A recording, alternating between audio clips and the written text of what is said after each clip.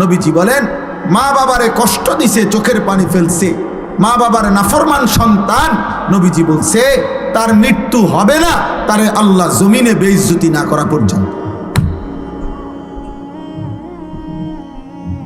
তোকে আল্লাহ জমিনে বেইজ্জতি করবে।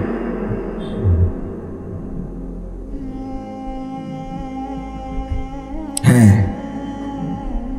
অন্তত তুমি মানুষের বেড়ি চাও, ও চিরেই দেখবা 20 বছর পরে তোমার মেয়ে যখন আরেক বেটার লগে ভাগ্যে যাইব, আর পুরা গ্রাম তখন যখন জুতার বাড়ি দিব তোমারে, ছিছি করবে, তখন তুমি বুঝবা মজা কাকে বল।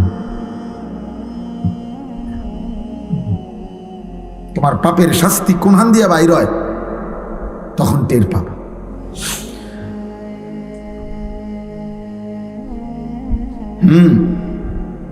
আমাদের এই মুরাদনগরের একজন বড় আলেম আমার একদিন বলছেন,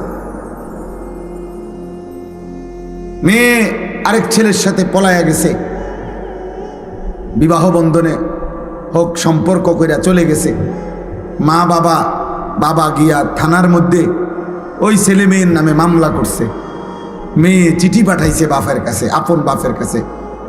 চিঠির মধ্যে স্পষ্ট লিখছে, বাবা, যে কাজটা তোমরা করেছিলে সেটা যদি অপরাধ না হয়, আমার বেলায় থানায় মামলা করলে কেন? কসম খোদার। কি বুঝলেন? মানে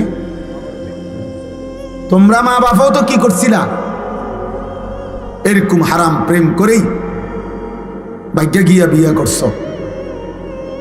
এখন আমিও সেই কাজটা করাতে আমার বেলায় মামলা করলা কেন? ওই বাবা কি জবাব দিবে? হ্যাঁ বলো না বাবা, তোমরা একটা ছেলে বলো, কোনো জবাব হইতে পারে? এই বাবা এই সমাজে কি পরিমাণ বেইজ্জতির শিকার হবে, এই বেচারার সারা জীবনের অর্জন কি হবে তখন?